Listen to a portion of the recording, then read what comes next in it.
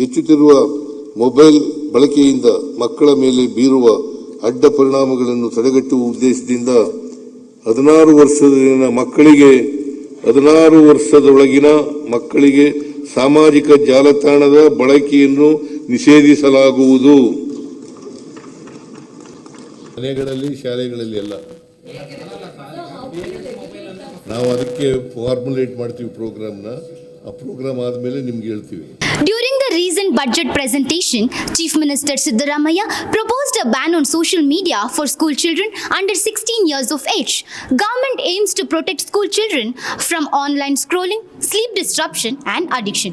How do students, parents and teachers feel about this proposal? Today, we are in St. Xavier High School asking the students how do they feel about the ban on social media. I think it is good because as we are seeing, children are most influenced by mobiles and they are not putting their efforts on studies. So it will be good also, but also sometimes bad because we are getting help from social media also, like any questions, answers, difficult questions, ChatGPT. It is also good and also bad, but under 18, I think it should be banned on phone. Overall, I think it was a good, not perfect, but good decision because social media is becoming a nuisance and as well as it is very useful for us. Social media is banned for under 16, right? So we can get information, but as well as there are you should be cautious, like you cannot use however you want. So I think it was a good decision in favor to the Chief Minister with 60% and 40% to our side. Okay. Like if you want, you can still use, like there's not strictness. So if you And need information without after the ban, what you will? we should ask your parents and any other brothers. Yeah. By banning, what are they going to do? Actually, I have a thing because it is advanced so much. Even the small children over there are using screen phone. They should ban for the age below 12 years because today youngsters like teenage are using more than 12 years are only in the social media.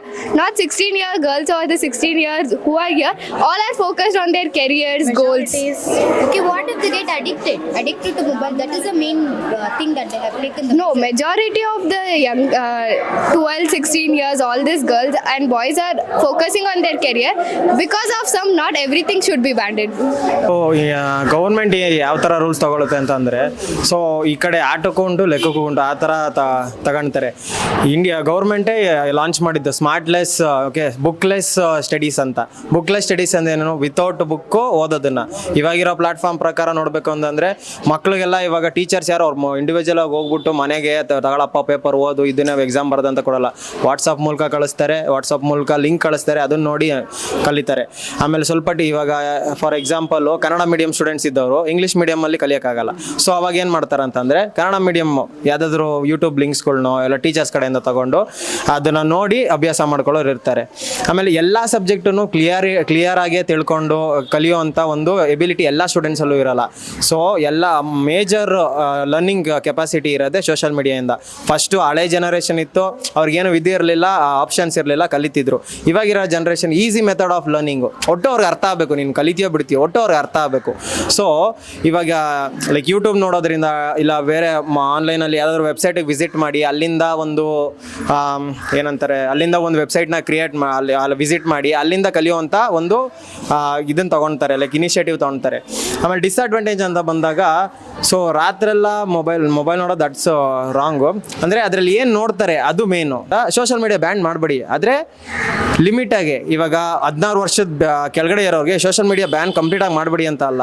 ಅವ್ರ ಪೇರೆಂಟ್ಸ್ನ permission ತೊಗೊಂಡು parents ಅವರ ಒಂದು ಡೈರೆಕ್ಷನಲ್ಲಿ ಅವ್ರ ಪಕ್ಕದಲ್ಲಿ ಕೂತ್ಕೊಂಡು ಯಾವ ವೆಬ್ಸೈಟಿಗೆ visit ಮಾಡ್ತಿದ್ದಾರೆ, ಏನು ನೋಡ್ತಿದ್ದಾರೆ, ಅದೊಂದು ಹಿನ್ನೆಲೆ ಹಿಡ್ಕೊಂಡು ಅವ್ರ ಪಕ್ಕದಲ್ಲಿ ಅರಿವು ಮೂಡಿಸಿ. ಯಾವತ್ತೂ ಬ್ಯಾನ್ ಮಾಡಬೇಡಿ. ಗೌರ್ಮೆಂಟಿಗೆ ಕೇಳ್ಕೊತಿರೋದಿದೆ, ಅರಿವು ಮೂಡಿಸಿ, ಸೋಷಿಯಲ್ ಮೀಡಿಯಾ ಪ್ಲಾಟ್ಫಾರ್ಮ್ ಅರಿವು ಮೂಡಿಸಿ. ಯಾಕಂದರೆ ಮುಂದಿನ ಜನ್ರೇಷನ್ AI ಆಗಿರೋದ್ರಿಂದ ಯಾವತ್ತೂ ಇವ್ರು ಬುಕ್ ಹಿಡ್ಕೊಂಡೇ ಕೂತ್ಕೊಳ್ಳಲ್ಲ. ಮುಂದೆ ಲ್ಯಾಬು ಬರ್ಬೋದು, ಲ್ಯಾಪ್ಟಾಪು, ಸ್ಮಾರ್ಟ್ ಕ್ಲಾಸ್ ಲರ್ನಿಂಗು ಅದೇ ಥರನೇ ಬರೋದು. ಯಾವತ್ತು ಜನರೇಷನ್ ಮುಂದೆ ಹೋಗುತ್ತೆ ಹೊರತು ಹಿಂದೆ ಬರಲ್ಲ. ಯಾವತ್ತಿದ್ರೂ ಮೊಬೈಲ್ನ ಓಪನ್ ಮಾಡಿ ಯಾವತ್ತಿದ್ರು ಅದರಲ್ಲೇ ಓದೋದು.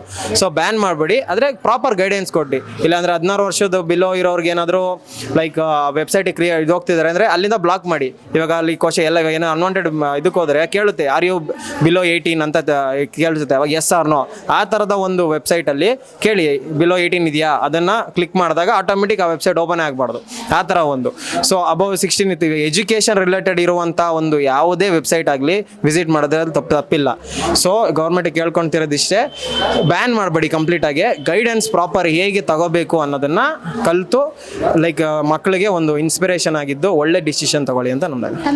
Small kids should not use mobile.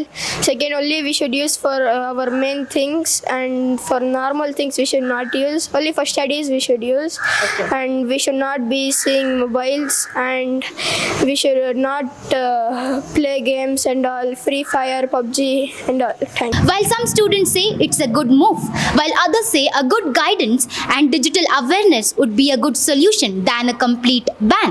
Stay tuned to Daily Salah Digital.